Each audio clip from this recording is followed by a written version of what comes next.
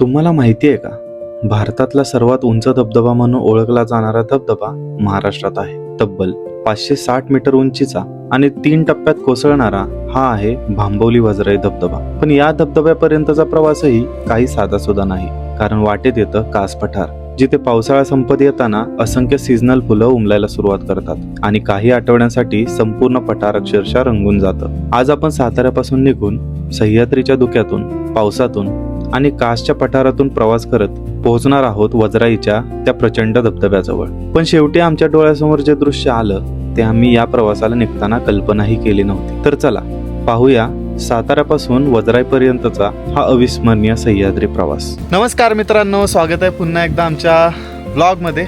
आणि आत्ता आपण आलोय भांबवली येथील वजराई धबधब्यापाशी, जो धबधबा खूप पॉप्युलर आहे आणि खूप उंचावरून पडतो आणि कितीतरी टप्प्यांमध्ये पडतो. आपण जवळ गेल्यावरती बघूयाच. तर मागे तुम्हाला दिसत असेल ना, तर ती कमान आहे धबधब्याकडे जाण्यासाठी.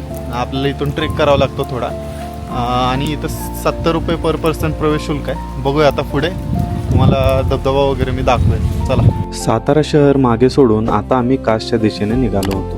आणि या रस्त्याची खासियत म्हणजे सुरुवातीलाच एका बाजूला संपूर्ण सातारा शहराचं अप्रतिम पॅनोरामिक व्ह्यू दिसतं. थोडं पुढे गेल्यावर आम्ही पोहोचलो टेबल पॉइंट जवळ. इथून कासच्या पठाराला साताऱ्याच्या बाजूशी जोडणारा हा सपाट अरुंद भूभाग पाहायला मिळतो. पावसाळ्यात मात्र या संपूर्ण परिसराचं रूपच बदलून जातं. धुकं, ओले रस्ते, आजूबाजूची दाट हिरवाई आणि ढगांमध्ये हरवलेले डोंगर. कास पठार सुरू होण्याच्या आधी एक जंक्शन जवळ पोहोचलो.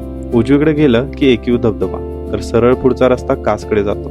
याच मार्गाने पुढे बामणोली, वासोटा आणि तापोळेच्या दिशेनेही जाता येतं. वजराईला जाण्यासाठी इथून एक पर्यायी रस्ताही आहे, पण तो थोडा खराब असल्यामुळे आम्ही कास पठार, कास तलाव आणि पुढे वजराई असा रूट निवडला. कासचं हिरवगार पठार दिसायला लागलं आणि लक्षात आलं की हे फक्त सुंदर लँडस्केप नाही, कास पठार हे पश्चिम घाटाच्या अत्यंत संवेदनशील जैवविविधता क्षेत्राचा भाग आहे. पावसाळ्यानंतर इथे अनेक सीझनल आणि स्थानिक वनस्पतींचा, फुलांचा बहर पाहायला मिळतो. पुढे आला कास तलाव. धुक्याच्या पडद्यामागे कधी लपणारा तर कधी अचानक समोर उलगडणारा. काही वेळ हा नजारा अनुभवून आम्ही पुढे निघालो आणि कासमधून वाहणाऱ्या पाण्याने तयार केलेला सुंदर छोटा टप्प्याटप्प्यांचा धबधबाही पाहिला. रस्त्यात वजराईचे डायरेक्शन बोर्ड्स दिसत होते, त्यामुळे त्यांचा मागोवा घेत आम्ही पुढे जात राहिलो. पाऊस वाढत होता, धुकं आणखी दाट होत होतं आणि कास तलावापासून साधारण 20 मिनिटाच्या प्रवासानंतर अखेर आम्ही पोहोचलो वजराई धबधब्याकडे जाणाऱ्या ट्रेकच्या सुरुवातीच्या ठिकाणी. इथे मोबाईलला रेंज नसल्यामुळे आपल्याला कॅश जवळ ठेवणं गरजेचं असतं. 70 रुपयाचं तिकीट काढून आम्ही ट्रेकला सुरुवात केली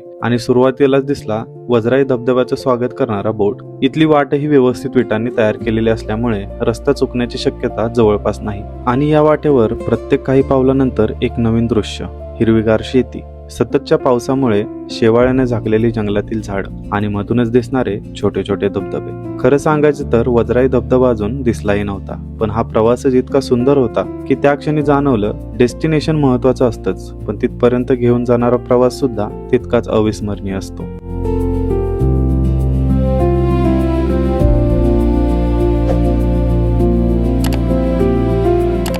मला ना आठवतंय की जवळपास 5 ते 6 वर्षापूर्वी मी भांबवली धबधब्याला आलो, म्हणजे भांबवली वजराई धबधबा. तर तेव्हा ना धबधब्याच्या मागे जाता येत होतं.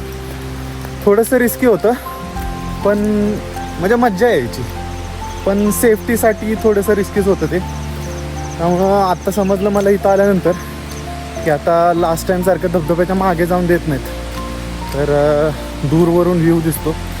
तर ठीक आहे, ॲटलिस्ट तो तरी कॅप्चर करूया. चला. अशा सुंदर दृश्यांना अनुभवत आम्ही पुढचा प्रवास चालू ठेवला.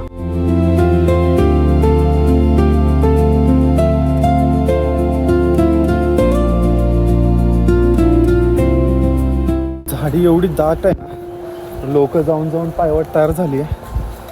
पण दोन्ही बाजूला बघितलं ना तर थोडं दूरचं पण काही सुद्धा दिसत नाही. आणि सध्या 4:30 वाजले, तुम्ही बघू शकता माझ्या मागे.